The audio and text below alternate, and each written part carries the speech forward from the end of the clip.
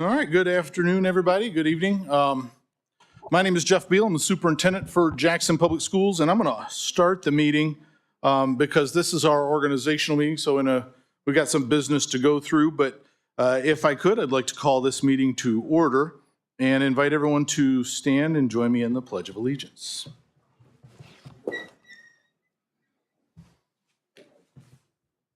I pledge allegiance to the flag of the United States of America and to the republic for which it stands, one nation, under God, indivisible, with liberty and justice for all. Thank you very much. Ms. Oxley, could we get a roll call?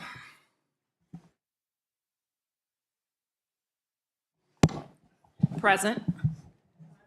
Mrs. Brown, I see you back there. Mr. Dobies? Yeah. Miss Acton? Here. Mrs. Mitchell? Here. Miss Hunt? Here. And Mrs. Fitzgerald? Here.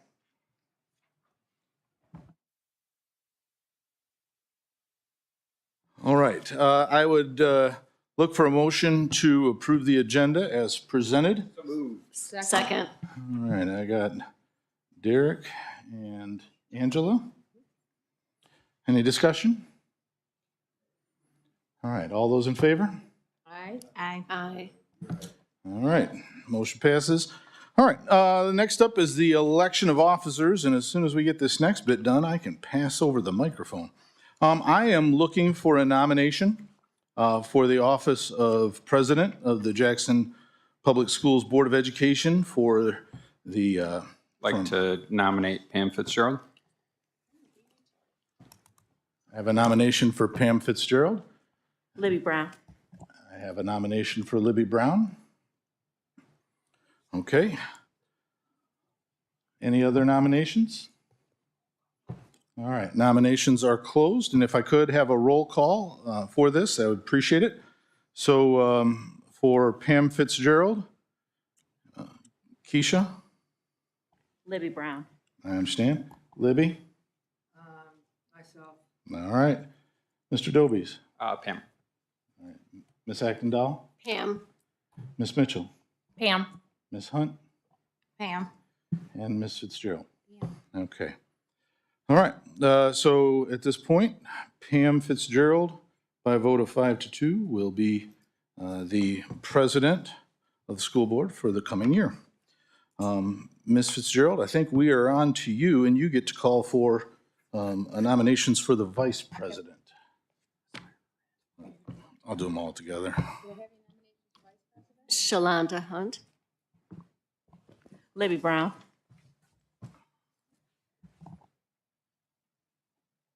Shalonda and Lib. Somebody else? No? Just a roll call and call them down. Roll call? Pam, or, You want me to do it? yeah. Sorry. Miss Hamilton? Libby Brown. Mrs. Brown? Mr. Dobies?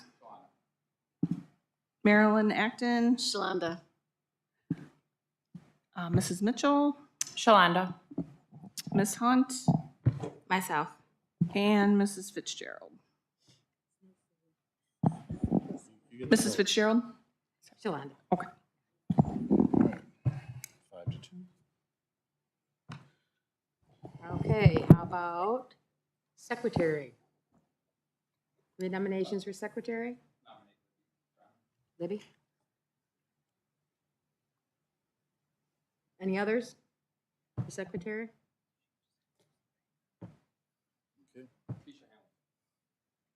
You No. nominated Libby Brown. You can only nominate one. If you You're want to so change your silly. nomination, you could do that.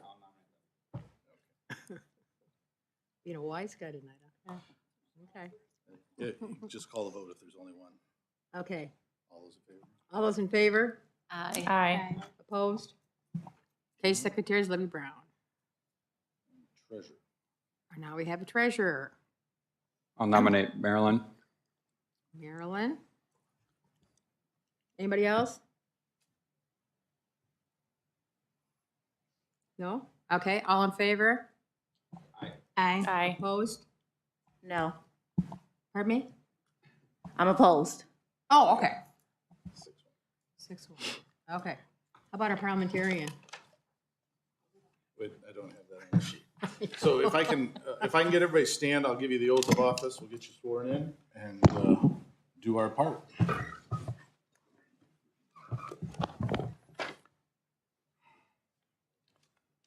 All right. I state your name.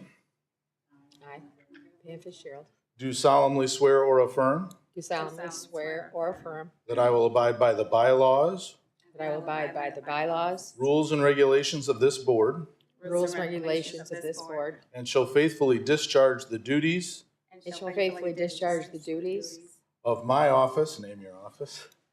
of President There you go. Let me get you there. To the best of my knowledge and ability. to the best of my knowledge and ability. Thank you very much for your service.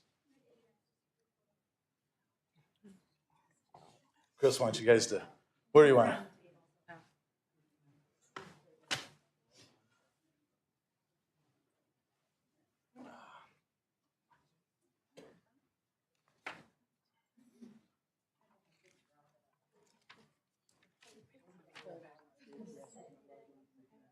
You're, no, you're great. Go Vikings.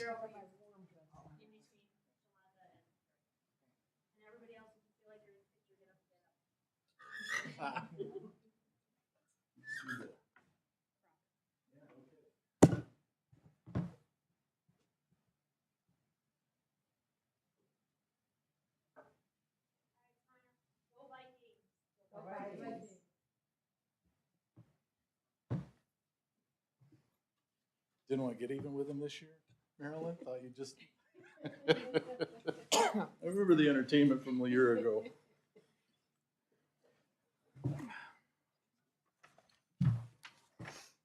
Okay, now.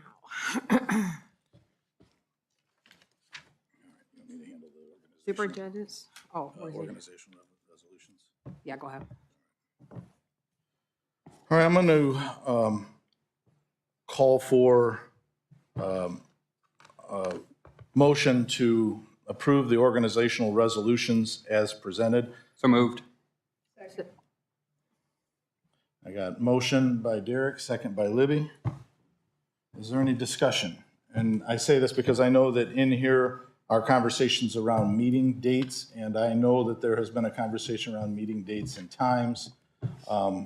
And I'm not certain if we want to continue to have that conversation tonight or if we want to table that. Where is the board's pleasure on meeting dates and times?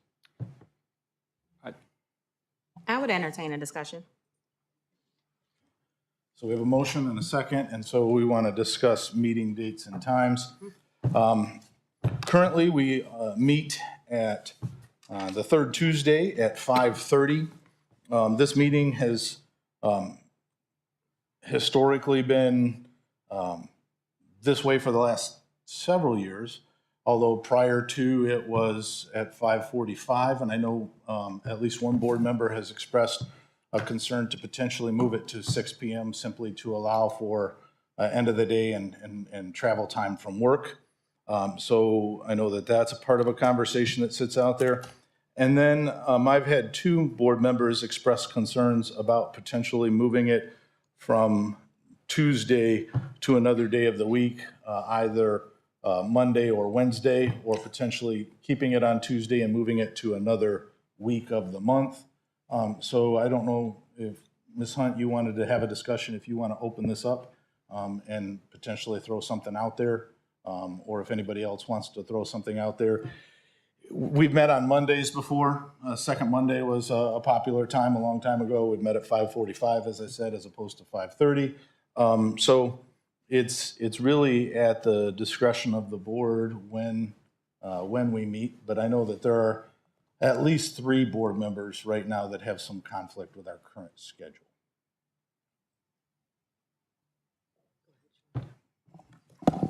Thank you, Jeff. The discussion that I was considering was when I first got elected, it was on Mondays. And it was It's been on Mondays for 312 years. it was on Mondays at 5:30. And so just seeking support to see if it could go back. I do. I would like for it to go back personally to, I'm committed to being actively involved on the school board as well as actively participating with the city council. And if we agree today, come to a consensus that will grant me the opportunity to fulfill both of those roles and provide optimal commitment.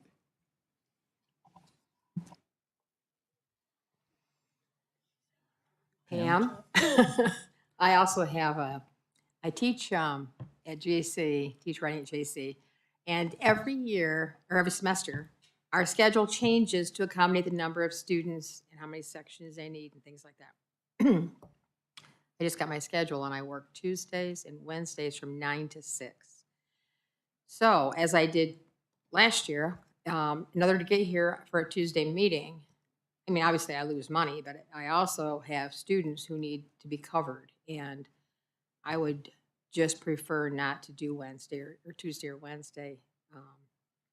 And I like Monday. Tuesday or Wednesday doesn't help me. It's the same thing I'm doing right now. So my job definitely would be difficult to coordinate with continuing on Tuesdays. Oh, sorry. Meryl? So I just was wondering, it's been nice to get the board packet a little bit earlier. So that was my only concern, that there's like limited time to read through it and ask questions. Go back to Monday, we have one last day. One less day, so I'm not sure if we could get even parts of the packet out to read a little earlier. I mean, I don't need it printed. I should be able to get a draft by Thursday, but I can't promise that I'll have all of the back end material. There's weeks that we're putting that together right up until, well, as you guys know, Friday afternoon.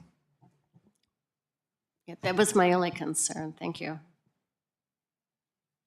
Any other comments or thoughts?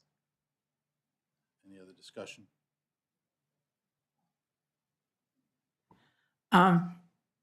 What I think is that, this is going to affect everybody's schedule in some way or form.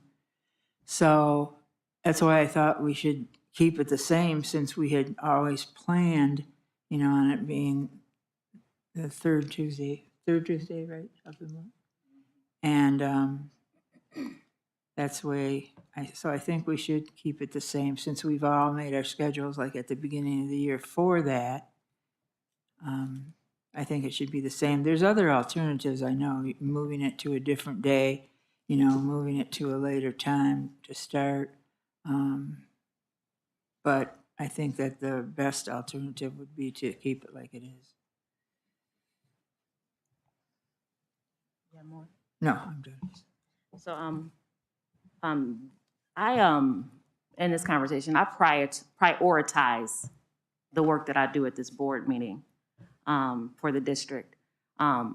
Those who voted me into office, they expect me to know when the meetings are, and then be prepared when I come to the meetings, and then ensure that I work my schedule around the meeting so that I can be present. And I do those things.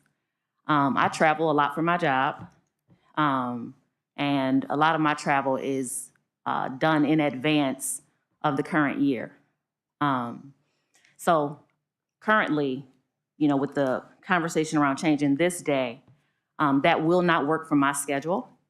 And I don't want to miss meetings simply because we want to change them, because we've taken on positions or jobs when we've known when this meeting was, for this year, especially considering that there are other people on this board like myself who can't accommodate those schedules. So I think it's something that we should definitely not take lightly, but I'm not willing to miss meetings, force people to get money, or to sit in a different place simply to change the meeting for them. I don't think that that's appropriate. So for me, my schedule will not accommodate this. Like I said, I travel and I do prioritize the work that I do at this board. Would there be a better day that would work for you? A day that's not? There might be, as far as like a Tuesday. So I don't only travel for my job. I also do a lot of volunteer work in the community. A lot of my volunteer work is in the evening. I honestly set my entire schedule around the board. I've missed one meeting in the past 3 years, literally just one, maybe two meetings. I've missed 2 meetings in the past 3 years because I prioritize this work. And that's in addition to all the work I do in the community. So I would have to look at my schedule. But Mondays are full. A lot of my Tuesdays are, my Wednesdays, my Thursdays. The only day I don't have stuff on is Friday. And I just prioritize Friday as a day that I got to have some me time. So I would have to look at my schedule, but the Tuesday, the third Tuesday of the month, I schedule everything around that because it's that important for me to be here. Derek? I can testify to Ms. Hamilton's schedule. I've been trying to get on it. I know she's incredibly busy. Would keeping the same dates but pushing the time slightly back work for your schedule to like 5:45 or 6? I could definitely do a 5:45 or a 6. I wouldn't want to go further beyond that, but I could definitely do a 5:45 or 6 on the third Tuesday of the month. I think like 5:45 or 6 is a little bit easier for parents, especially to get their kids out of school fed, and if they need to show up here to make appropriate arrangements. So, and for those of us that work out of the city to be able to get back into town. So I would prefer 5:45 or 6, I suppose, with those dates. How about everybody else? Let's say go into 6, because 5:45 does not help me. 6 would help me. Okay. Um, Then I would, 6 works for me. Does it? then I would, Yeah? I'd propose the schedule with a 6 p.m. start time. Stay the same day of the week, same week of the month, but 6 o'clock rather than 5:30. Yeah, just these dates and then 6 o'clock. I have a question. Yeah.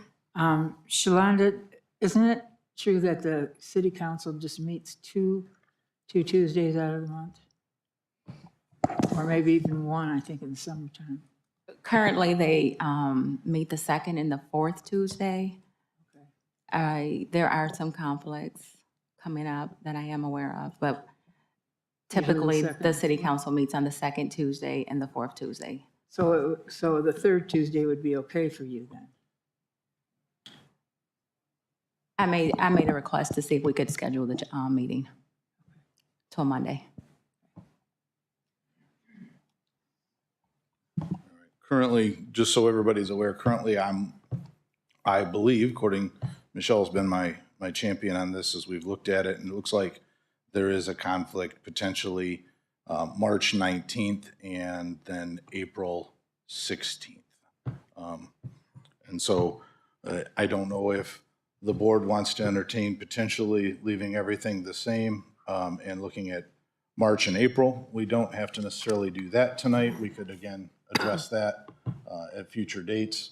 But those are the 2 months that I see on the calendar, both the city council and Jackson Public Schools Board of Education. Obviously, Pam, that doesn't do much for your classes, but But if we go hopefully to 6 o'clock and see what we are right now, but at least should I help wouldn't that have way. to farm my children out, make them sit in the hallway. So can I get, just because I want to make certain we're clear, can I get an amended, just a schedule? Can somebody propose what they want to see this look like? And I believe I've heard it as same dates, 6 p.m.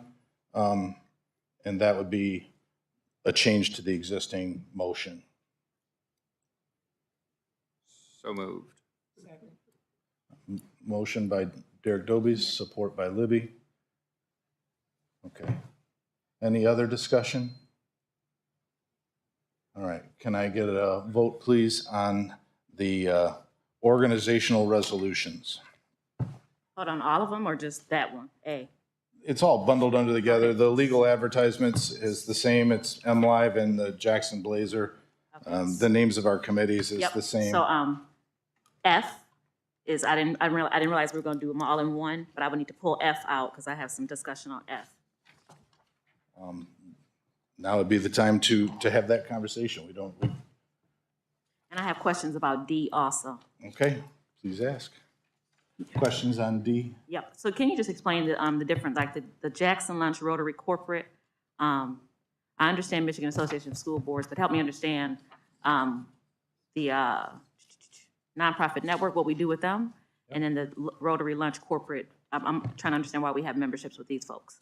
Just want to Chris, you want to understand. walk through our various memberships? And these are business relationships and relationships with partners who support Jackson Public Schools. But Chris, I'll let you walk through each of those as you like.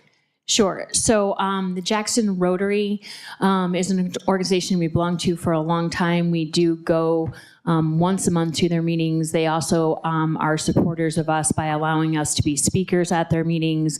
Many of the folks that belong to Rotary are big JPS supporters, both the lunch and the breakfast Rotary.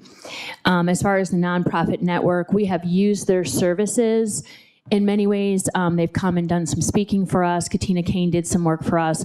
But we also keep that because of the many nonprofits that belong to that are partners with JPS. And so we have done some meetings together, and they have facilitated some of their space for us. So that's always been a strong partnership from us because they organize all the nonprofits that we do partner with. So I get a lot of information from them as far as what the nonprofits are doing, who needs things, that kind of thing. So I've always saw that as a very positive relationship to keep a part of. We don't do the Lions Club anymore. We didn't see any benefit in keeping that membership going. But the ones that we do are the ones that, like the Chamber is a big member for us. The NAACP is another. Those are all organizations that we're either involved in or important for us to be involved in or associated with because of their support for JPS. So the Rotary, you said they provide food for us. There must be donors or sometimes they donate food and stuff like that at different times?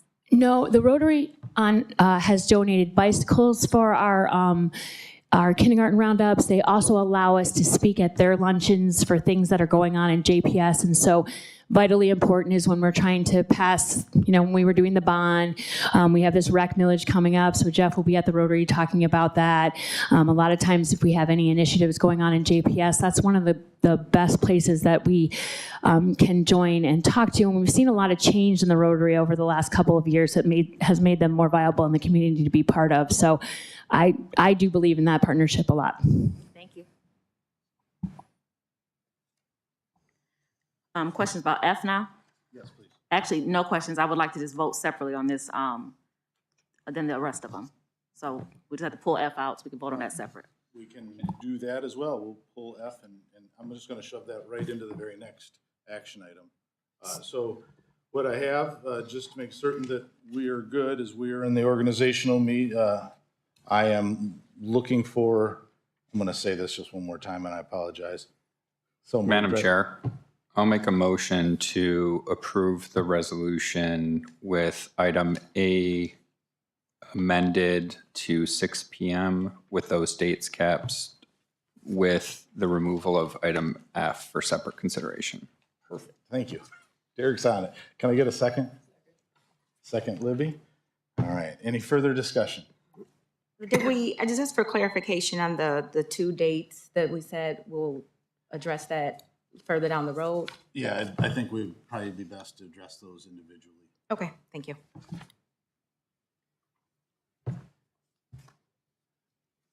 Hearing no more, Madam President, you want to call for a vote? Yep. No more discussion? All in favor of the motion, the revised motion? Aye. Opposed? Motion passes. Thank you. Okay, we're going to come right back to it. So under organizational resolutions, our approval of our annual retainer contract with Brendan Beer from the law firm Abbott, Thompson, Malden, Parker, and Beer. They've been our counsel for a number of years. They provide contract work for us and legal counsel on matters. So we probably use them every month, but I would entertain a motion to approve Beer and Associates as presented. So moved. Move Marilyn, second. Second, Libby. Okay, now for discussion. Ms. Hamilton? Yes. So we don't have to have a whole lot of discussion, but I will be voting no on Brendan Beers and the law firm Abbott Thompson Malden Parker and Beer, PLC. I do not believe that the district's best interests have been represented by this law firm. I do question their objectivity. I think we should look into, they've been here, sounds like, for a very long time. And I think they've gotten a little lazy. So I would like for us to actually look into someone else to represent us. So I'll be a no on that one.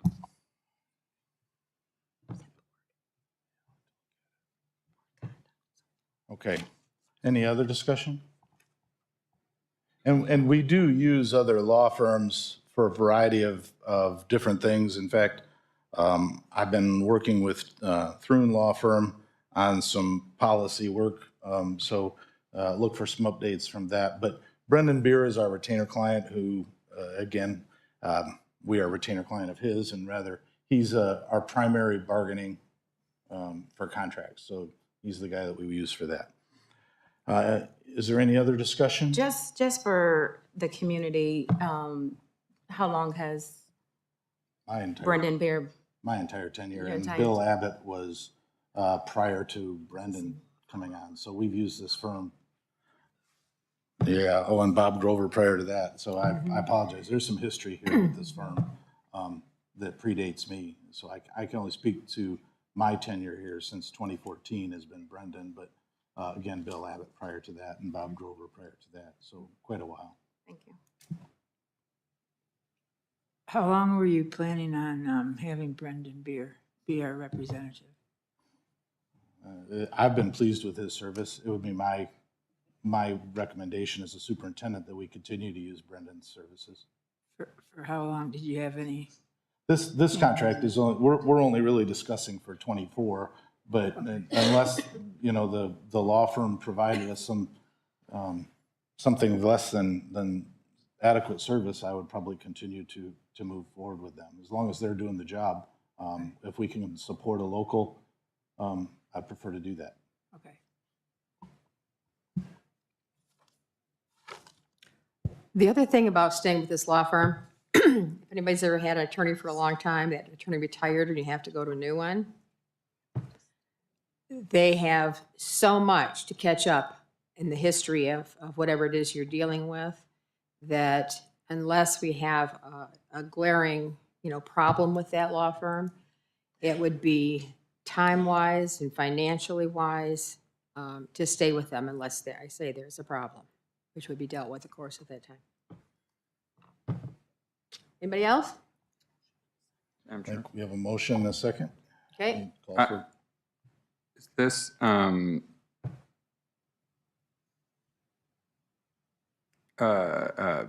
extension of a contract or renewal of a contract? Is it entering into a new contract? It's just an extension. Okay. What does the contract look like? I get you the exact number. It's, what do we pay them? $2,300 a month plus $2,750 a month is our current rate. Marcus, does that sound about right? Did you say $2,750? That's correct. I'm sorry, 2,700 or 27,000? $2,750. Thank you. 27,000 would be a pretty good rate.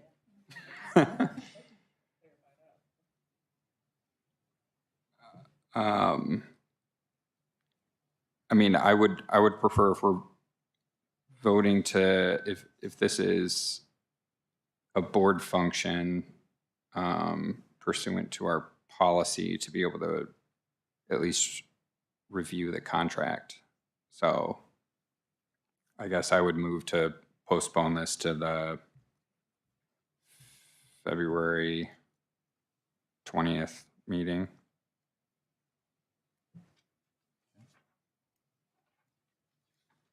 Deal with the motion and vote or not? I just need to amend the motion we've got on the table. We've got a motion and a second. So now I have a motion potentially by Derek Dobies to table the vote for a month.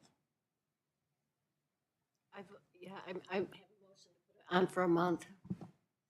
So you would support that? Okay, so I have a motion and a second to table the appointment of Abbott, Thompson, Malden, Parker, and Beer for 1 month, and we'll bring this back to our February meeting. Is that what I'm understanding? Now we vote?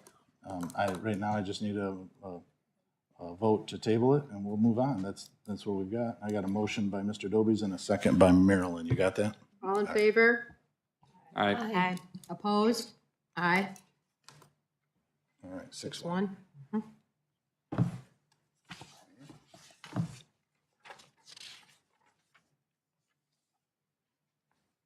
Marcus, you get the financial resolutions? All right. Every year, the board must designate our financial institutions where the funds of the school district are deposited. At the current time, Comerica Bank is our main depository institution. Comerica charges approximately $40,000 in fees to maintain our accounts, which is to help safeguard our funds and provide investment income. There's no current impact since the fees charged are included within the budget and are offset by interest that we earn on our accounts. So at this time, we would recommend approval of the following depository institutions, namely Comerica, County National Bank, Huntington Bank, True Community Credit Union, Baker Tilly, My Class, Southern Michigan Bank and Trust, and PFM. Some of the other banks listed are places where we might have our bond funds deposited at or other investment vehicles. So we list out all the institutions we would like to do business with. Comerica is our main bank though. move approval of the recommended depositories. Support. Discussion? All in favor? I, Opposed? Okay. Motion passed. All right, up next is our legal reference note. Kind of a funny way for saying this is what our name is. Legal name of the school district is Jackson Public Schools. We are a general power school district formed under Michigan law, and our board members are elected. We are a 7-member board elected to terms of 6 years. The following members hold office, and their expiration dates are listed. So Pam Fitzgerald through December 31st of 2024, Libby Brown through December 31st of 2024, Angela Mitchell through December 31st of 2024, Keisha Hamilton, December 31st of 2026, Shalonda Hunt, December 31st through 2026, Marilyn Actondell, December 31st, 2028, Derek Dobies, December 31st, 2028, and it is the elections are held on even years for board members. That is our legal reference note, and it's the recommendation of administration to approve that as presented. move adoption of the legal reference note. Support. Your discussion? Yes, some discussion. I am wondering, I feel like I read somewhere where we as a board could add board members. We could say that we want to have a larger board. Is that something that anybody else has read? Where we could add board members? I've read that somewhere. Jeff, you know anything about that? Not interested.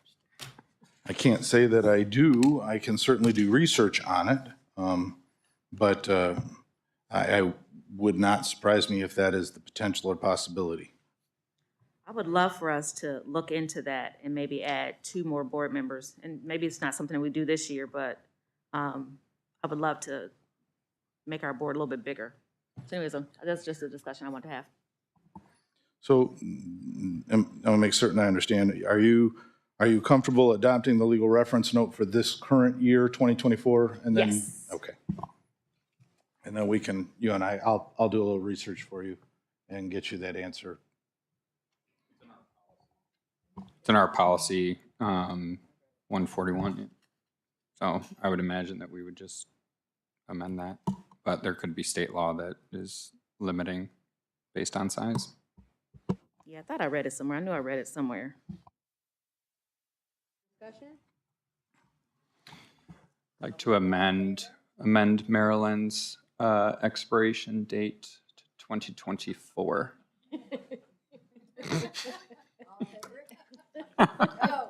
And my own.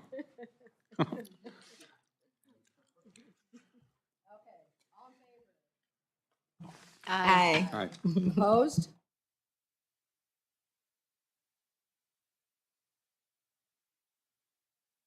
organizational portion of our meeting. For the superintendent's report this month, we have invited Kelly Hoover from Jackson City Parks and Rec to come and share some information with us about the city recreation millage. For those of you in the audience who do not know, Jackson Public Schools operates as the fiduciary. So we, if you were to look at your tax bill, you would see Jackson Public Schools as the operating the rec millage. We collect those dollars in partnership with the city of Jackson and have for a number of years. It's time for a potential renewal coming up and or what that millage may look like. And I see Derek Dobies has slid Designated around the table. All right, she needed a clicker. Ms. Hoover, the floor is yours. Thank you so much. What a pleasure to be. Thank you, Derek, for being here with me and holding the clicker. It is a pleasure to be here, school board members and Superintendent Beal. This is my third time and my privilege to be in front of you for the Jackson Public Schools Recreation Millage, hosted by the City of Jackson. To give you a little hindsight and a little information on this millage, it's historic, it's important. In the early 1930s, and there was conversation began with the Jackson Public Schools about what it looks like for our community in making equitable decisions for people to participate in programming. It took till the 1940s to happen. There was an act moved at that time, it's called the Recreation Act, that brought together the City of Jackson and the Jackson Public Schools. And so we have been together since that time, since the early 1940s. Can you guys hear me okay? I feel like I'm, thanks. And so I'm really proud. Derek's leaving me. I'm really proud of this recreation millage. I think it's a huge part of why we're Jackson. It's a huge part why I'm in Jackson. It's a huge part why I raised my family here in Jackson. I have two alumni from Jackson Public Schools. I am married to an alumni who came back after his college education to teach and coach here. We believe in Jackson, and I believe in the Recreation Millage campaign. This is through the Friends of Recreation. And Derek's moving, sorry, Derek. I'm like, well, you're moving ahead on me. We're really proud of this. This makes a lot of difference. In the 1940s, we started the City of Jackson Parks and Recreation Department, as you know today. We started out with some basic programming. It was very basic. It was kind of like you could play basketball, you could play football. But as time grew, we grew, and we've changed, and we're always changing. We're always looking for that opportunity to make a difference in our community, to reach somebody that we haven't reached before. And that is why this recreation millage is so important. It affects under 18, all our programming that we do for under 18 years of age. I think these are the three important qualities of this thing. Programs for under 13, programs for over 50. We have an active aging program. It's really just a great opportunity for people to get out, socialize, exercise, learn new things. This also is the main employer of teen and young college students here in the City of Jackson. We provide a lot of great opportunities. We have over 100,000 people that come through our programs and parks in a year. And the youth that work in our program are important. I think there's a few here. I know this isn't the biggest group, but if you could raise your hand if you participated, if you worked, or if your kids were or participated, or you are a grandparent of a person that's participated in recreation department programs, please raise your hand. I think in any room that you ask that question, the hands go up, because it is exactly what that is. It's an important part of our community to make sure that everybody can afford an opportunity to play sports. And it also has enrichment programs. We have daddy-daughter dances. We have camps. We work often with Jackson Public Schools in that partnership. And I think it's really says a lot about our partnership and what we do moving forward. Derek, if you want to go ahead. Again, we have over 100,000 participants throughout the year, and that is in our recreation center. So it's not only, a lot of times people are like, well, I went to youth football. That was the program that I knew. But there's so much more than that. There's so many things that we do out there in the space of the community centers. Everything that happens at the MLK Center comes from this recreation millage. This is where the programs are coming for the youth and the staff for that. Our summer program there, our camps that we provide. We partner a lot with the Jackson high school coaches, where we provide different camps. They're able to raise some money for their program. So I think it's a really great opportunity for both. There's going to be several listings of our different programs, but I think they're great to look at. We have like our traditional, we have our soccer, we're doing football, flag football, tackle football. We had our youth cheerleading league this year, run by Mrs. Parker, and she came out and we tried this league and it was fantastic and the kids had a great time. I went out on Saturday, kids are playing games, cheerleaders are cheering. It's everything you'd want out of a program. Everybody was having a great time. We have our instructional basketball, 4th through 6th grade basketball. Go ahead, Derek. High school, we have cheer camp, football camp, we're working with homeschool PE classes at the Booze Recreation Center. One of my favorite new programs is working with, right before Al Glick passed, he goes, what are you going to do, Kelly, to bring programs back to more people in the community where they can walk in distance? And the programs that are too expensive for kids to participate in, how are you going to make that work? So we started out with Jackson High coaches, and we started out with some camps at the King Center, and now we have the Al Glick Baseball League and Softball League, and it's been years since that's happened. We're really excited. It's a growing league at the King Center. Everything's provided. You don't have to worry about getting your mitt or glove. We're going to be there to make sure that you have an experience. Dance class, open gym, snow days. Like right now we're open when JPS isn't, to make sure that kids have an opportunity to get someplace warm, have some Wi-Fi. They could do their laundry, they could play some sports, those type of things. And our MLK summer program. We have a lot of camps that we started this year. Can you talk about the MLK summer programming? Yes, actually, let me just do this if you don't mind. Antonio Parker, can you come up? He loves to talk on the microphone. It's his favorite.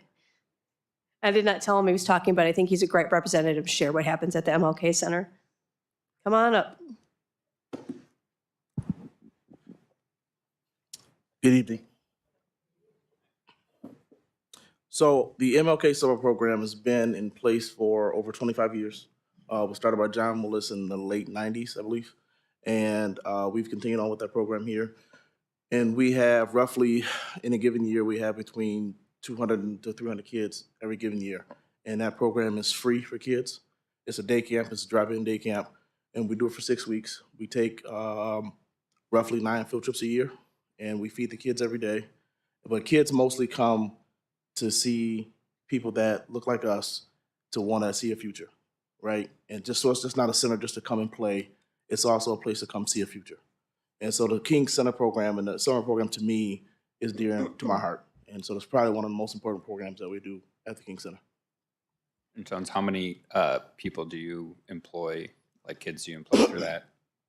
We employ roughly every year 25. I try to do a good job at recruiting out current college students, and then seniors that are in high school, and then some sophomores and juniors, so to keep the lineage going. So every year we employ 25 employees at the King Center. You don't have to leave. You can just stay here because Derek ditched me. You can stay. So yeah, we do a lot of great camps, and those are fun opportunities to, as society changes and how we do programs, we try to go along with that. We definitely love the input. In our youth program camps, we have Mr. Patterson with his Biddy basketball and camps and his summer camp. And as you can see here, we work with Corey Pryor, Chris Hoover. We worked with the e-camps. We've done a lot of different things. So it's been really fun to see these type of programs grow and have opportunity for kids to get into the school and see what we're doing and how we can grow within the district. I think our special events are the ones they're always like, they catch you at the heart. A lot of our special events came from the community asking us what they want, what they want to see.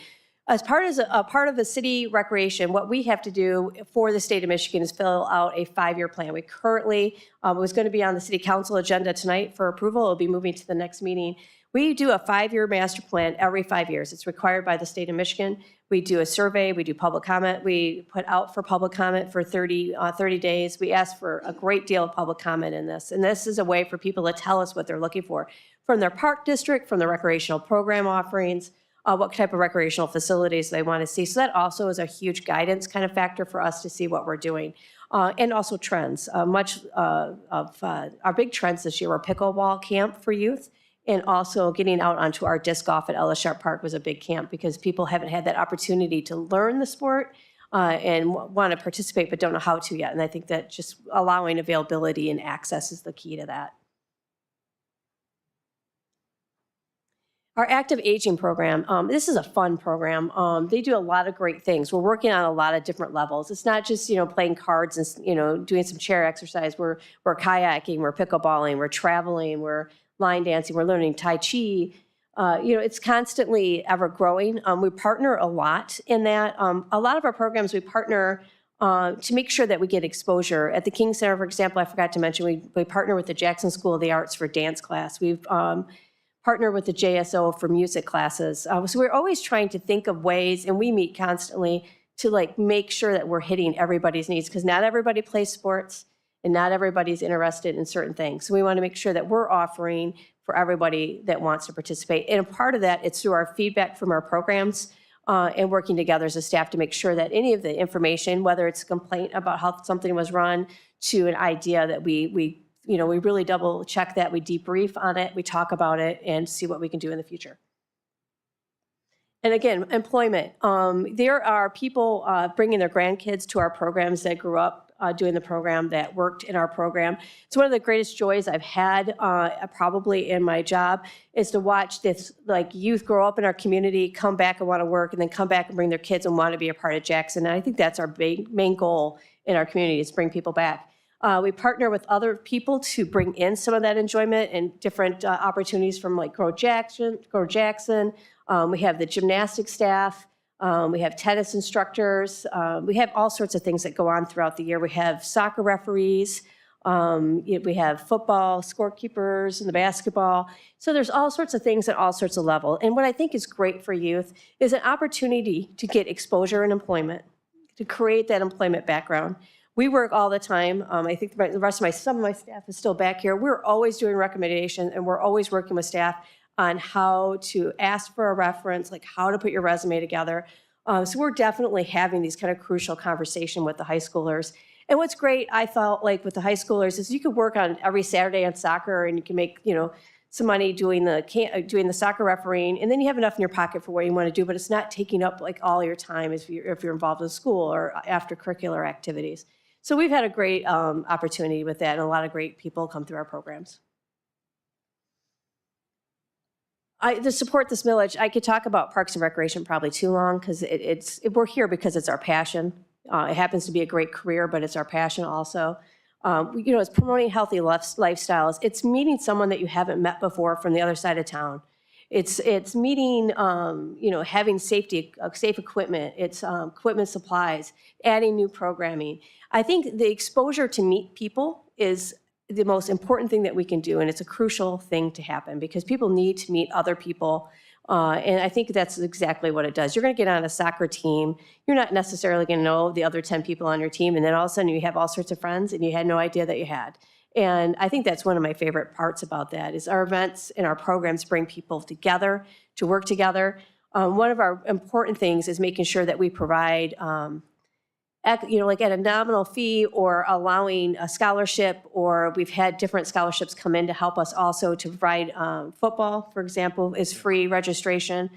Just making it sure that people have the opportunity to participate regardless. Everybody's getting that equal program experience regardless of what the cost of the program is. This is the breakdown. Recreation millage, 0.75 mils. This is an increase from our last millage campaign of 2014. It was 0.05 mils.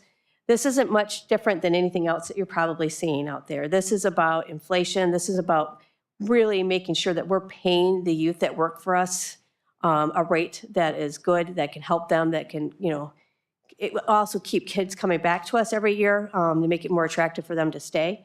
It's not any different than anybody else probably out there trying to keep people working. It's also buying supplies. Everything has increased with inflation, and this is just part of that. It's buying supplies, is making sure things are safe for the kids to participate in, whether it's the field, whether it's the football helmet, or the equipment that they're using from our programs.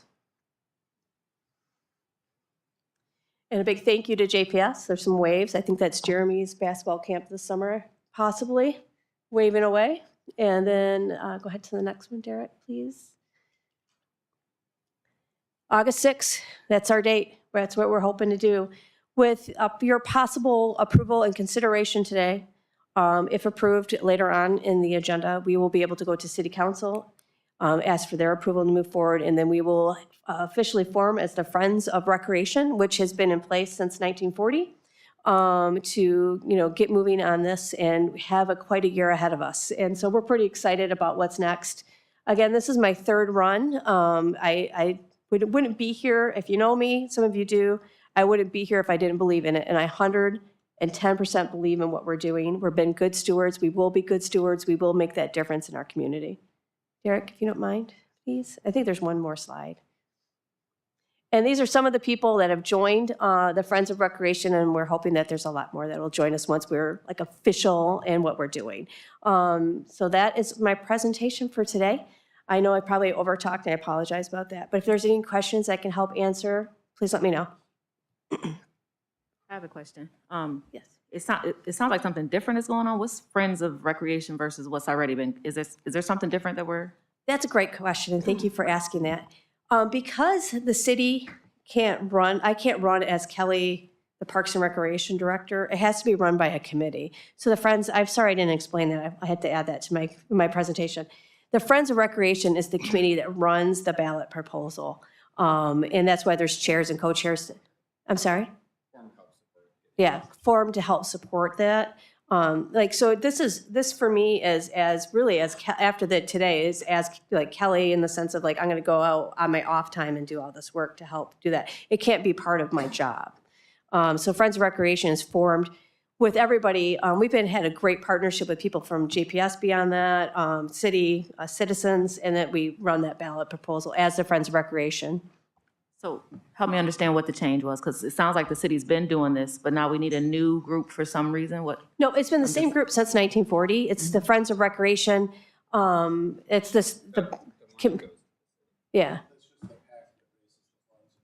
Yeah. And this is new though. So this has been here. The Friends of Recreation has been here all this time. It only forms during the ballot proposal times, and then we close out the Friends of Recreation until it's the next ballot proposal Okay, so we time. vote on this every year. Every 10 years. Oh, that's what it is. Okay, I knew something was different. I was going to say, this yeah, is you're like, not- where have you been? something. No, so 2014, well, we're in 2013, 2014 was our last ballot proposal. Say it one more time. 2014 was it 20, wait, am I saying that? Yeah, I said it right. 2014 is our last ballot proposal. And because this comes around every 10 years. Yes, I'm Okay. so sorry. It's renewed for 10 years and then we come back. Okay, thank you. Thank you. Good question. Thank you. This is just a wonderful presentation. So my own children did go through Parks and Recreation and learned how to play soccer. And their friends were refs. And then they went on to play, soccer at JPS in high school. When my kids were younger, though, they learned how to swim, at Elishart Park through Parks and Recreation. Is there any possibility of getting swimming back? Yes, there is. We did do it with a partnership with the YMCA for 1 year. It's something that we're revisiting on Okay. how we can do it. There is a national shortage of lifeguards in our nation. And so we had a conversation as a staff, like, hey, why don't we partner with the Jackson YMCA so we're not trying to steal the same kid from each other? How can we work together? So we're steps into that. I think we're getting there. We just don't know what that looks like yet in the sense of we have, I think it was our second summer this year that the YMCA lifeguard, we contracted them to do our lifeguarding at Nixon Pool. So, and we've worked with Jackson Public School using the pools here to provide that same service. So we will be bringing that back, but how it looks like yet, we don't know. Beautiful. Yeah, there's only 180 lakes in this county, so there's just a lot of people that need to know how to swim. So thank you very much. It was really good. Thank you, Carolyn. And Appreciate that. historically, Kelly, we've run swim lessons at Parkside, again, with those lifeguards. And then we run a lap swim and some water aerobics here at Jackson High, again, run through Parks and Rec. So I know my own kids, have been in Parks and Rec programs. I know that my own kids have worked for Parks and Rec. I just want to make certain when you guys employ our students, it's competitive salary with what they're seeing when they go to work for McDonald's or Target or wherever. And I think it speaks to the conversation as to, why we might need an additional add to the millage. So it is coming up later. In the action items, I'll be asking the board and making a recommendation to add this to call for the election in August. Is that correct? Yes, August 6th. Thank you. Any One other more questions? comment. I'm sorry, Keisha? One more comment. I just wanted to say, I really appreciate the work that you all do. I'm a solid yes on this. I did want clarity, so thank you for giving me that clarity. I really also appreciate seeing so much more diversity in the leadership.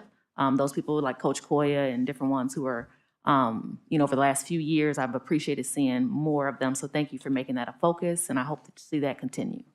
Great, thank you so much. Thank you, board members and Mr. Beal. I appreciate the opportunity. Thank you. Thank you, Kelly. Excellent.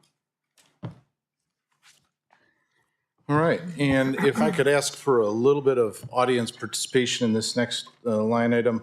It is School Board Appreciation Month, and as much as we love hanging out together, every third Tuesday of the month and dealing with some of the heavy that we have, I can't do this without the team of 8 that you see up here at the board. A lot of feedback comes back and forth. We have a lot of ideas that bounce back and forth between each other, and good questions that strive us and move us forward. So it is School Board Appreciation Month, and if I could, I'd ask just for a round of applause for our board members for the work that they do.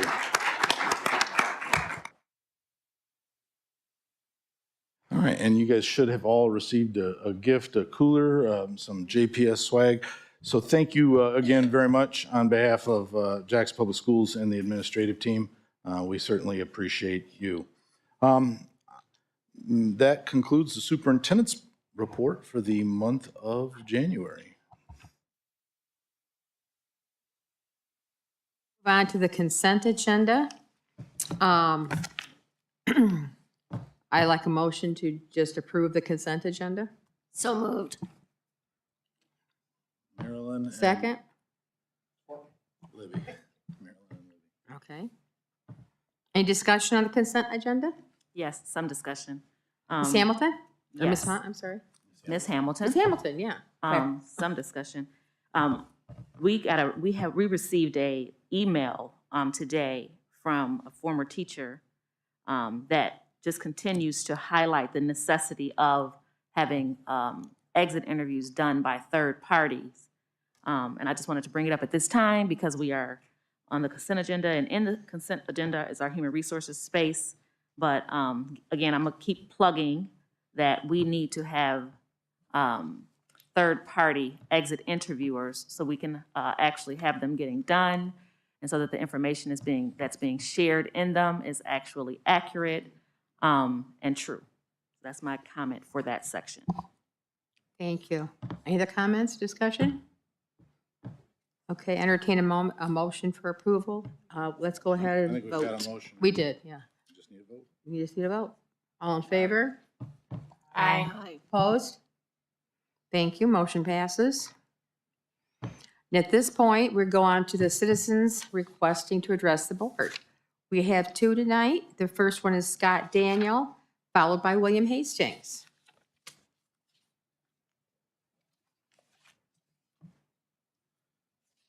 And Scott, there should be a little person right there on the microphone. If you push that, you'll get a red light. Now you're golden. Perfect. Good evening. Thank you for the opportunity to present to you tonight. I'm here just to speak on behalf of in support of the recreation millage. My name is Scott Damich. Sorry, my handwriting is, Oh. you can tell I didn't go to Could you Catholic spell school, that? so I definitely am in support of the JPS Scott, will millage. you spell that, please? DAMICH. Just like it sounds, very phonetic, like That's right.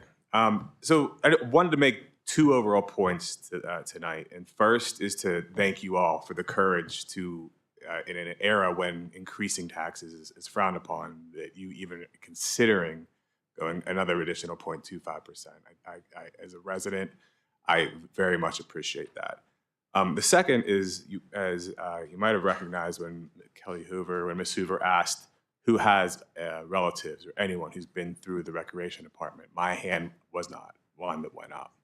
I have 2 little boys with me tonight. I have a 6-year-old and an 8-year-old. And I moved to the city about 7 years ago. So I don't have the heritage that you all do.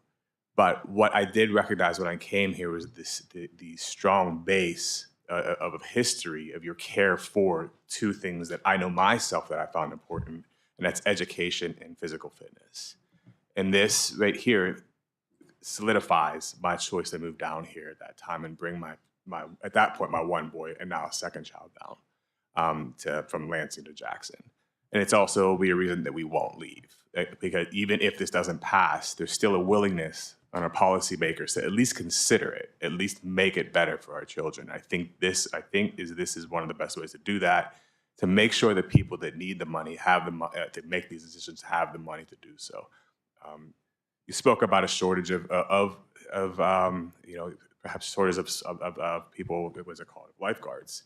Additional money could help that problem, and the people whose hands this money will go to are personally some of the best, most honorable people I've met in my life. They've already formed a very excellent group of individuals who I've come to know over my 7 years here that I think will do an excellent job of getting out the message, and not just the message, the true message of what this will go to, not any kind of fake information, how this will truly benefit every citizen of the city. I know I'll be one of the members going around knocking on doors. I'll be taking my boys with me as well, because they have both benefited from the Cascades Elementary School right down the street from us. It's a beautiful facility. It's brand new. My oldest got to be at the inaugural kindergarten class, and they love it there.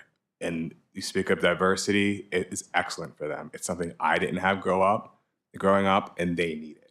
So I appreciate y'all, and I appreciate all that you're doing, and especially your efforts of trying to get more funding to make sure that my children are both educated and healthy. So I ask that you approve the resolution tonight to make sure that this gets on the ballot in August. Thank you. Thank you. I appreciate your time. Mr. Hastings?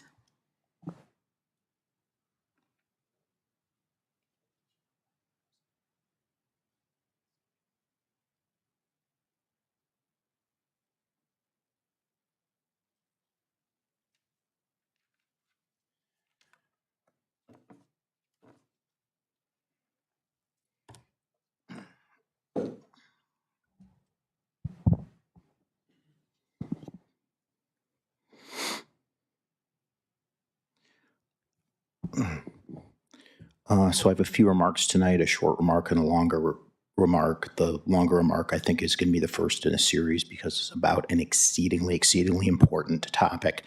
Let me begin with a short remark. So last month we saw allegations made by one trustee concerning malfeasance, or as I said, allegations of malfeasance by the Human Resource Department at JPS. The allegations of malfeasance were based on assertions of misdoing based on hearsay and an anonymous complainant. I would strongly suggest that trustees refrain from behavior that can get them sued. Slander and libel are both legally actionable, and there's a very good reason our court system does not permit hearsay or testimony from anonymous or unnamed sources. I mean, seriously, don't step on a metal rake that's going to smack you in the face and cost you $10,000 in legal fees. That's a very friendly suggestion. So over the winter break, I read a very, very important article in the Scientific American about artificial intelligence. So there have been no new classes of antibiotics developed worldwide for 38 years, in spite of the fact that antibiotic-resistant strains of bacteria cause 1.25 million deaths a year. So a team at the story concerned a team at MIT using a type of AI known as deep learning to screen millions of compounds for antibiotic activity. Then they found of those millions, 283 compounds promising enough that could be tested to be deployed against MRSA. We all know about MRSA, staph infections in hospitals. It's a very, very serious issue in the medical world and for just any person who ever steps foot in a hospital. So moving along, there's a question in the story, and I'm kind of quoting and weaving my remarks in and out of comments from the story. In any case, so in the story, which I'm going to send to all of you, the question is posed: what advantage does AI have over humans in being able to screen and identify new antibiotic compounds? And the answer, in part, because I only have so much time here, if you think if you think about the traditional antibiotic discovery pipeline, it takes about 12 years to discover a new antibiotic. It takes between 3 and 6 years to discover any clinical candidates. Okay. Now with machines, we've been able to accelerate that. In my and my colleagues' own work, for example, we can discover in a matter of hours thousands or hundreds of thousands of preclinical candidates instead of having to wait for 3 to 6 years. So if you're a researcher at Eli Lilly, Johnson Johnson, wherever, with a PhD in organic chemistry, what does the world look like when AI can replicate 3 to 6 years of a human research team in a matter of hours? Now, if you have a PhD in organic chemistry and you're working for Eli Lilly in 2022, you lose your job, you can go work for another drug company. You could do private research, you could do public research, you could teach. What does the world look like when 10% of your peers, 15% of your peers lose their jobs in 12 to 24 months? You think that's hyperbole? So the Google workforce peaked at 190,000 in 2022. There are 12,000 layoffs early last year. There's ongoing layoffs that are in the news, but some analysts are claiming that Google will lay off 30,000 people this year as AI almost completely automates its ad sales department. If that number does transpire, we'll be witnessing one of the most successful companies on planet downsizing its workforce about 22% in 24 months. This isn't GM in the early 80s when they're getting there's a couple new kids on the scene called Toyota and Honda. They're eating their lunch. They have an expensive workforce. They have incompetent management. They have lousy products. This is the third largest tech company on planet Earth. Okay. So I'm just here to say that the AI revolution is here and happening right now. And I urge all of you to take the time to deep dive into an understanding of exactly what AI is and how massive the repercussions it will be for all of the students who are in your charge. Read business news, read economic analysis. Don't waste your time with CNN or Fox News or anything like that. As I said, this was a very informative article in the Scientific American, and I think the repercussions of AI, and I don't have the time tonight, but they might seem indirect initially on schooling. I think they could be very massive. And as I said, the revolution is here now, and the repercussions of this are going to be very obvious in 2024, and it's going to be very fast moving. Thank you. Thank you, William. That includes public comment at this time. Who's for the Neola? I got it. You got Neola?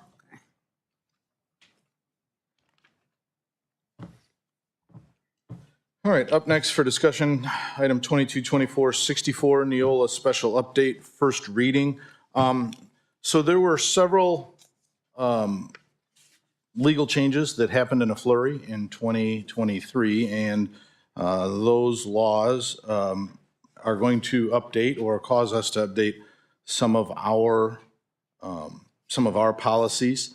Ms. Hamilton, to your point, I reached out to Thrun Law Firm, which is a large educational law firm in the state of Michigan, just to kind of help review this, because as we take a look at what once were prohibited subjects of bargaining, now are mandatory subjects of bargaining. So Libby, back to kind of the old days and how the pendulum does swing. So we need to get our policies back in alignment with that. I know you and I were there when some of that language was coming out, and we were adopting policies to make that change.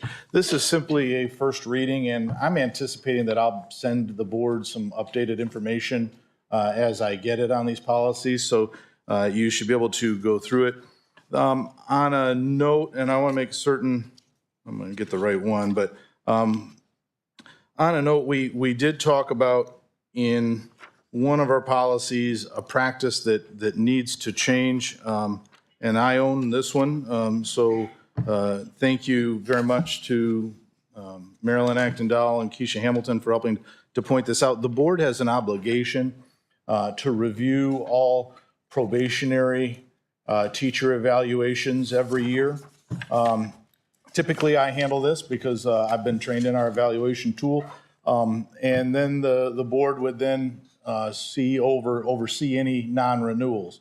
You see those every year, and you actually do currently oversee non-renewals in the form of resignations and/or staff reductions. And we typically don't have a lot of non-renewals, although there are a handful in any given year.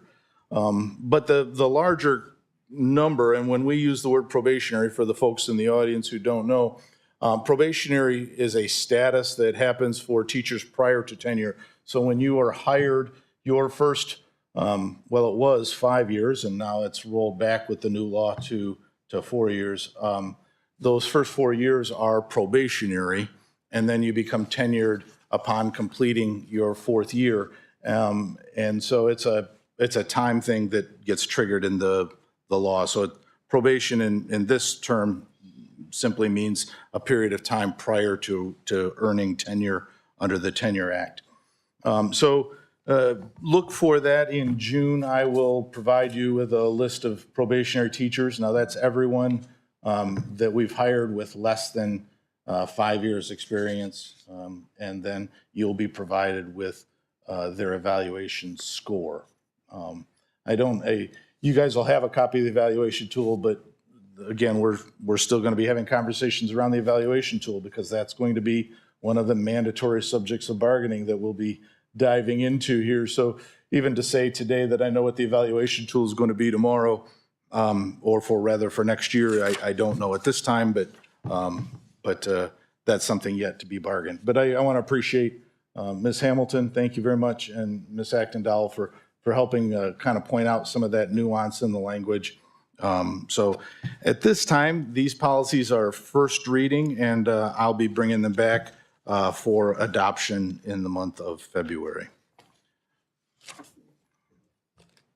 Any questions or comments? Otherwise, again, please send me those. I'll try to get you some potentially updated rationale and/or language, again, based on what we're going to really need to do to kind of dig into bringing these changes to our policies.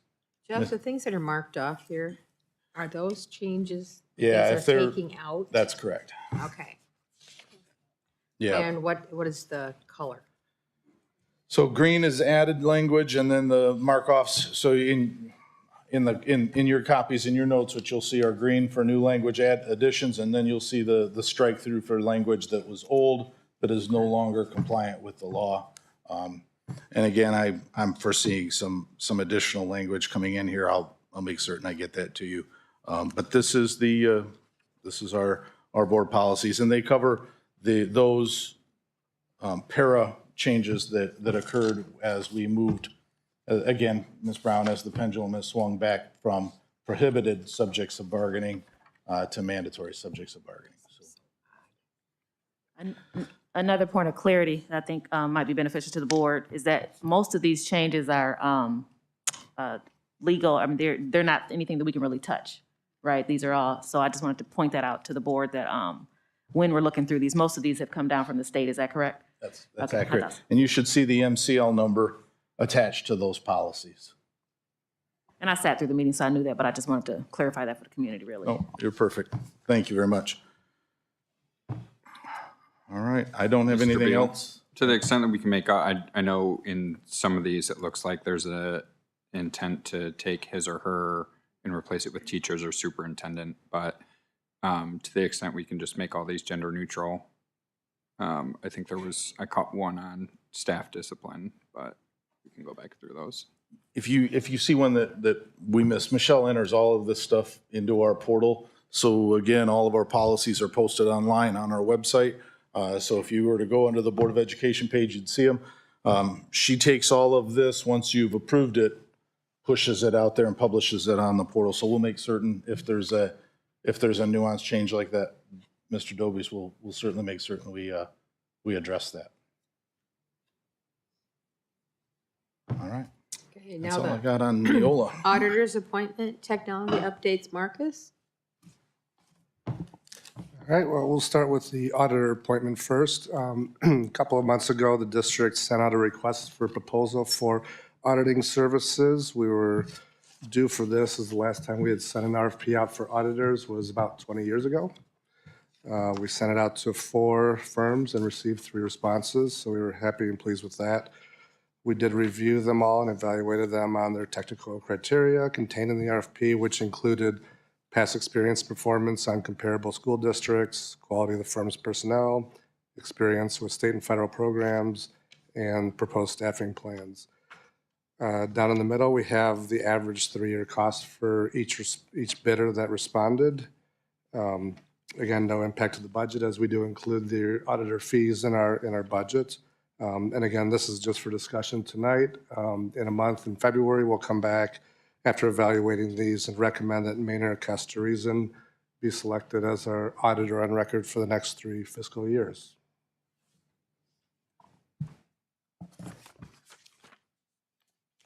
For clarity, just because I'm reading this, and the district last sent out our request for proposal for auditing services approximately 20 years ago. It sounds like we're just doing another one now. This is not from, these numbers aren't from 20 years ago. We last did an RFP about 20 years ago, so. So this is a new one now. This is a new one we just put out shortly after Thanksgiving, a couple of months ago, and it just came back. So, you know, it's good to bid out some of our services like banking and auditors and things like that to make sure we're current and up to date with what's going on. It's a little different now than 20 years ago in terms of auditing and things like that. So it was 4 firms that we reached out to and 3 responded. correct.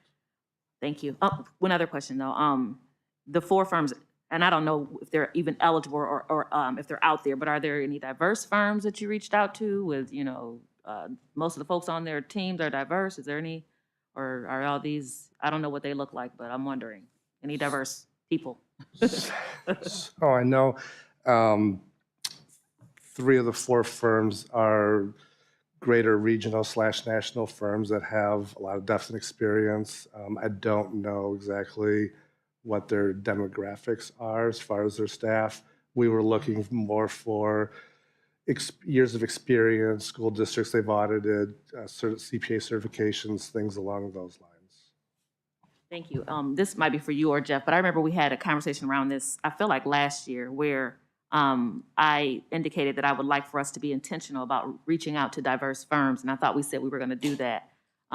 Did we do that? It sounds like we didn't, you know, and I'm wondering, when does that start? What, you know, what's the holdup? What, you know, what's that look like? How do we, you know, make sure that we are being intentional about reaching out to them? So even if they don't get it, I would like to know that we're at least reaching out to them. We're looking for them. I remember having this conversation last year. Just you or Jeff? Who's answering that? Doesn't matter. I know I wanted to reach out to some of the firms that have the best reputation that can provide the best auditing services for the district. I'm sure they are very diverse. I just don't have that information. And I'm not sure without going on every auditor's website how I would easily find that, I guess. Does that help? Yep, that does help me. Part of my concern with reaching out to some more well-known places is that when we are not intentional about reaching out to diverse places, we don't know how well they work. We don't know their quality of service because we're not looking for them, because they're not the bigger names. They're not the easiest people to reach. A lot of times because they are from diverse populations is the reason why they're not as well known. So we have to seek them out. So they probably could have been some of the ones who were doing some great work as well, but because we're not intentional about seeking them out, we would never know that. So I would like to see us being intentional about seeking them out, if that means looking at their website and trying to see who's on their teams. If that means calling them and asking them, you know, I've had conversations with individuals who, for example, wanted to sell my home, and I wanted to know, what's your team look like? You know, are there any people who look like me on your team? Because that's important to me. And I think that as a district that serves the entire community, we should be looking to diversify as much as we can, especially since we are a diverse district, diversify in all the ways. So I would like to see us, you know, be intentional about these things. Like I said, we had this conversation last year, so I'm a little disappointed that we didn't do that already this year, because now we got to wait another year. But please make that a note and keep that at the top of your list when you're looking, that we are looking for diverse places. Thank you. Marcus, is there some particular reason that we started looking for alternatives at this point? You know, honestly, since I've been here over the last few years, our fees for audit services, among other things, banking and things have risen. And as we come out of some of our COVID ESSER funding, we're looking for any ways that we can to save a little bit of money without having any impact to student learning, right? Right. So that was really one of the main drivers for this. Okay, And just one of the possibilities just to to find some refresh, right? pennies here Because and it's there. been 20 Okay. years and Sure. auditing standards have changed. So, you know, just it's a good thing to take a look at. Okay. Yeah, it's real important to me we get somebody who has a good track record. Because boy, is that, that's a big piece of our validation, you know, they're doing what it's supposed to be doing. Okay, thank you.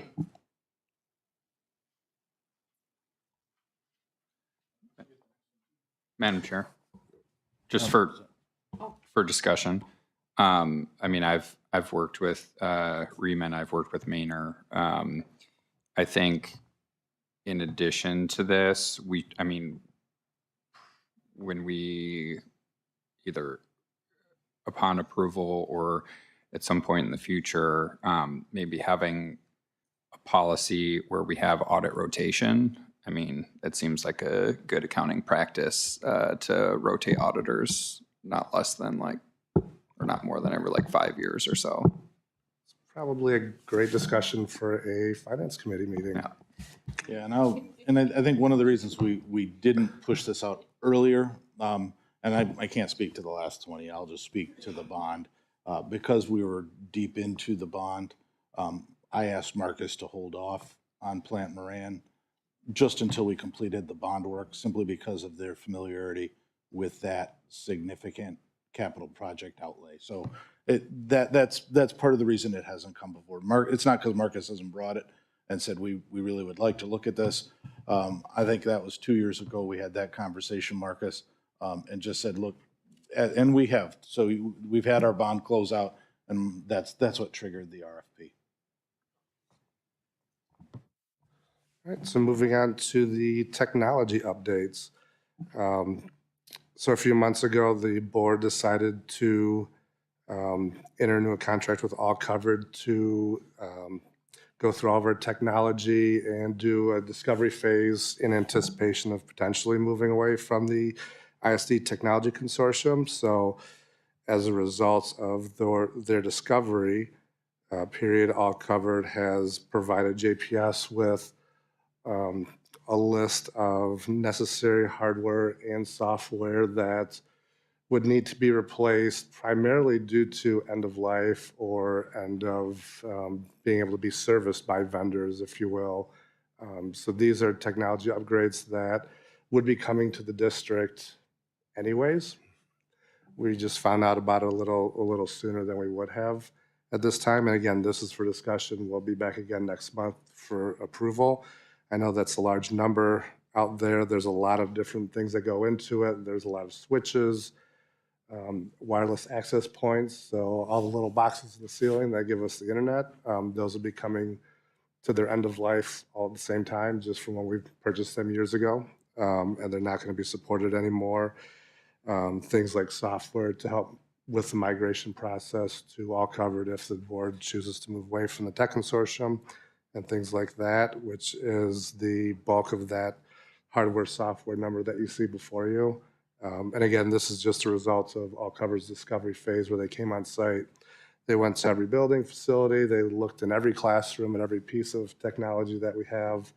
And, you know, there's a lot of stuff that we do have that's up to date. Obviously, we've been going through that. We also have some outdated technology that we need to look at and address as well. So what you have before you is a synopsis and some detailed backup, breaking down that number that will be coming back for next month to look for an approval.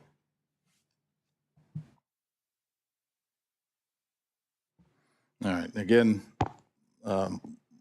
so the number breaks out two different ways. There's a transition. This is the actual labor for setting up a network only for Jackson Public Schools. Remember, right now we sit on a group network with all of the schools in Jackson and Hillsdale County.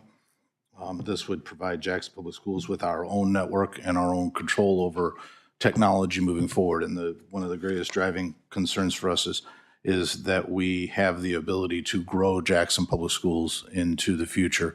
And we recognize that the one-size-fits-all doesn't necessarily work in this situation.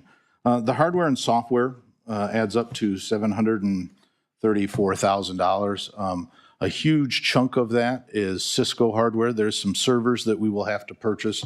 But Cisco is our network. It's our switches that make our network run and our access points that deliver Wi-Fi throughout the building.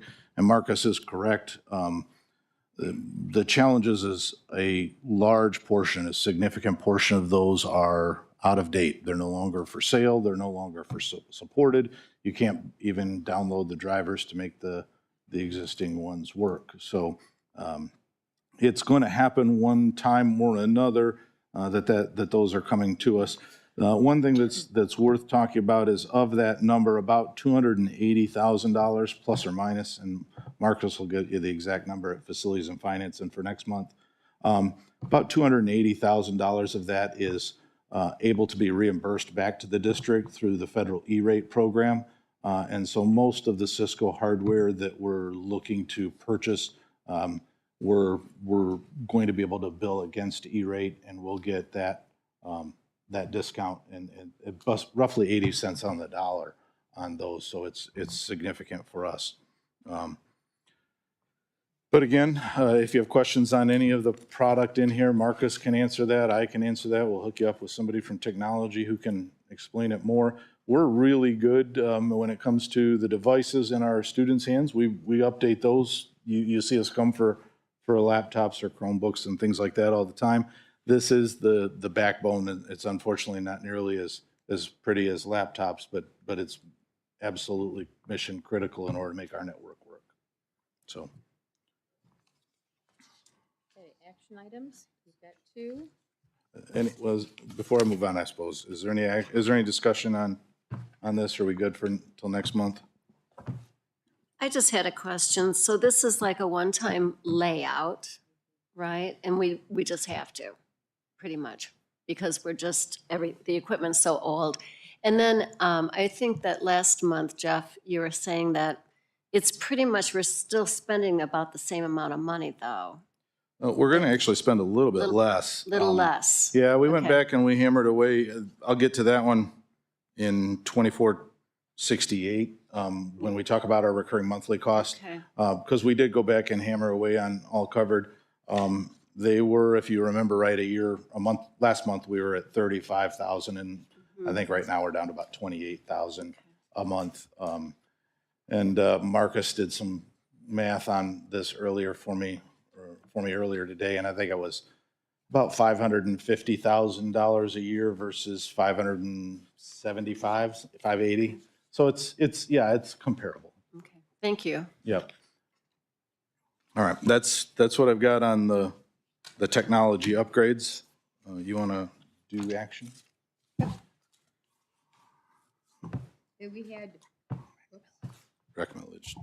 We had visited these,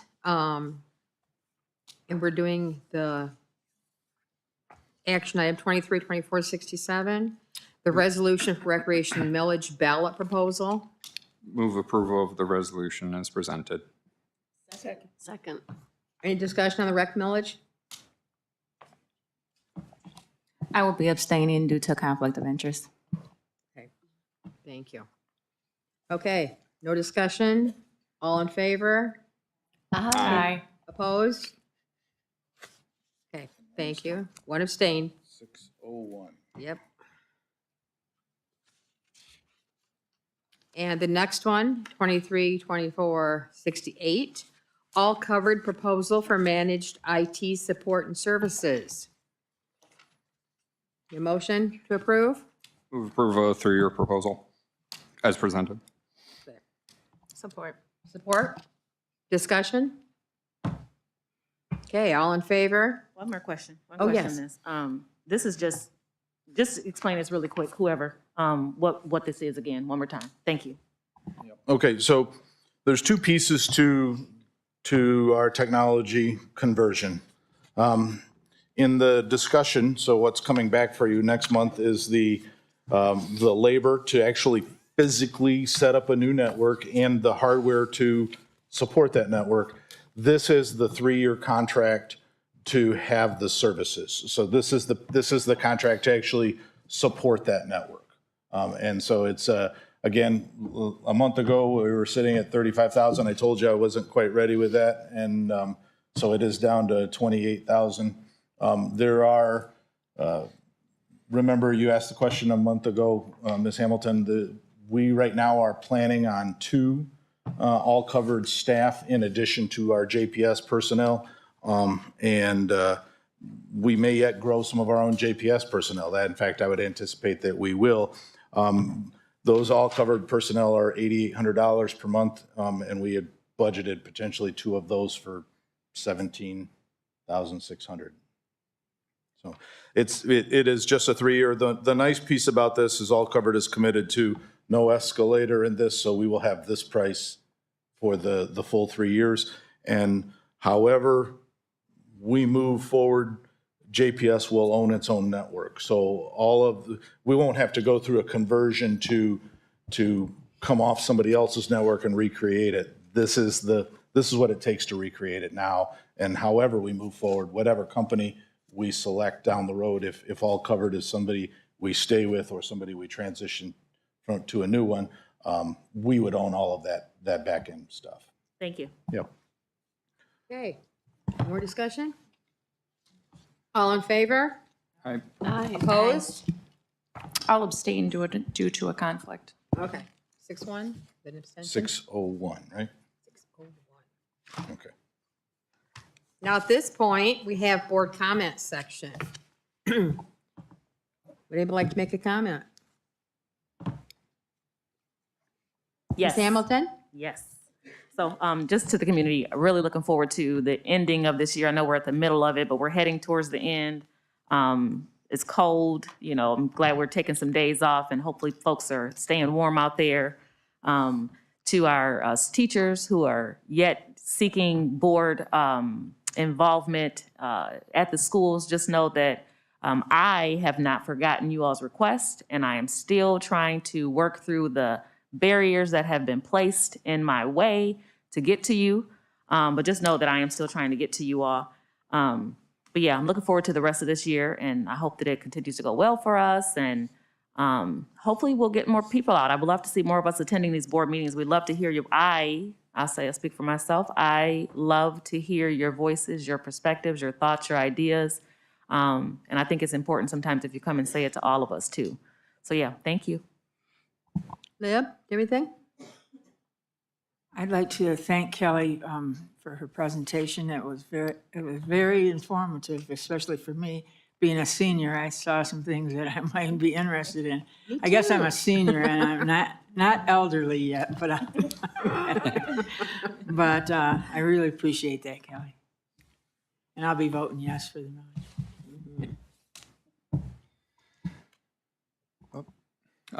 Just want to thank everyone for their votes for the millage. Look forward to that passing in August and providing more services to those across our district. Thank everyone for everything they do. My daughter has been out through holidays, weather, sicknesses since December 22nd with the cancellation of school tomorrow. Hasn't been back since, so look forward to school being back at some point. It's going to happen, dude. I promise. It'll be a new feeling to have my daughter back at school. I'll say that. But appreciate everyone here, and that's all I have. So I wanted to thank Kelly also for her presentation. I'm a big believer that it's academics, and then it's physical, it's sports, and it's music, and it's drama, and it's art, and it makes people good citizens. So I'm just super thankful that we have that this millage will pass. I guess that's in August the 6th, but I'm glad that we agreed to support it. So thank you for all your hard work. Just ditto on that too. Thanks, Kelly, for the presentation. It was great. My kids have always participated in the activities there as well, and it's nice to see such a variety. And yeah, I look forward to supporting it. I'll echo the sentiments of everyone else that has spoken before me, but yes, awesome presentation. I'm a Jackson native. My daughter's participated in soccer. We did the gymnastics. And so just knowing that this program is available to our community, that is free, and that is year round, right? We don't take a break. You mentioned in your presentation that the facilities were open today during the time the school has been canceled. So we appreciate that and just making that a priority for our youth. I sound like a copycat, but that was what I was going to talk about too. Kelly did a fantastic job. We've worked together for quite some time, and I'm just really impressed by how your position has grown and the program has grown. I used to spend every waking moment, except when the street lights came on, I better be home, at Kiwanis Playground when I was growing up. And I was involved, I played softball. I mean, thinking, Kelly, you know me, I don't play softball. I don't know what softball is. But it really helped me branch out and see what people did and how it was. And those little GIMP things, I learned how to make those things. But those stay with you forever. And my kids and my grandkids have participated. And just like Libby, I'm looking at those programs too. They look like fun. And we can do it. Okay. But thank you, Kelly. I really appreciate all you do. It's just a tremendous program that grows all the time, and the way you keep up the facilities is huge, because it's one thing to put a program in, another thing to maintain it, and you've done a fantastic job with that. And thank you all for coming. I really appreciate your input and taking your time to spend it with us, especially when it's so cold out. Thank you. Move to adjourn.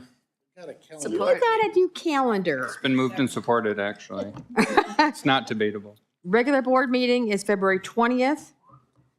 The ambassadors auction, March 8th. If you have never participated in that, please give that some thought. It's a wonderful thing. It's a great fundraiser for the school. And you want to get Danny, don't you? Fundraiser for the school. And wonderful things that people have donated to be able to host this fundraiser. So please, please, please consider making that a priority. March 8th, the ambassadors auction. Thank you so much. Motion to adjourn, Mr. Dobies? Yep. Second. All in favor? Aye. Opposed? Stand adjourned. Stand adjourned. Stay warm, everybody.